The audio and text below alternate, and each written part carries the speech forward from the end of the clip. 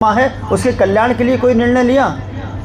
जीवन पर्यंत यानी कोई 60 साल शरीर में रहता है ना, तो 60 साल शरीर में रहने वाला आत्मा सांसारिक लोगों की संगति के दोष के कारण वह पूरे 60 साल में बुरा मत मानिएगा, आत्म कल्याण के लिए अपने पूरे जीवन के पुण्य पाप कर्मों के फल का 10 से 20% भी इन्वेस्ट नहीं करता। 10 से 20% भी इन्वेस्ट नहीं करता आत्म कल्याण के लिए, ना समय, ना बल से, ना समय से, ना बल से, ना धन से, किसी से नहीं। और नाशवान शरीर के लिए सांसारिक लोगों की संगति के कारण 100% इन्वेस्टमेंट, समय भी, बल भी और धन भी, कर्ज भी ले लेता है। तो अब ऐसे सांसारिक लोगों की संगति करनी चाहिए क्या? लेकिन फिर भी मजबूरी है, साहब क्या करें, मजबूर हैं। तो भगवान भी मजबूर हैं, उनके भी, जब आप बंधे तो भगवान भी बंधे, आप खुले तो भगवान भी आपके लिए खुले।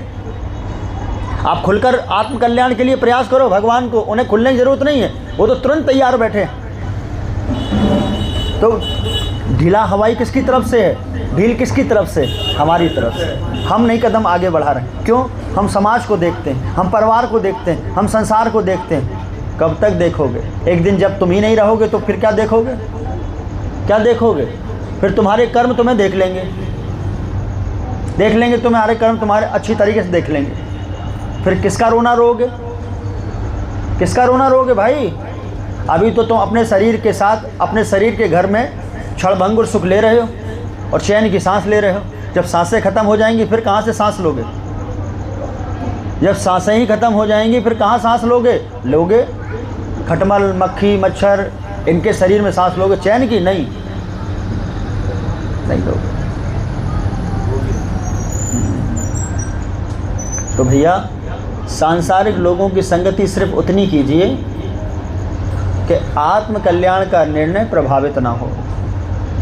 भगवान की अहेतु की कृपा जो मनुष्य देह के रूप में हुई है, भक्तों की संगति के रूप में हुई है, ये व्यर्थ ना चली जाए।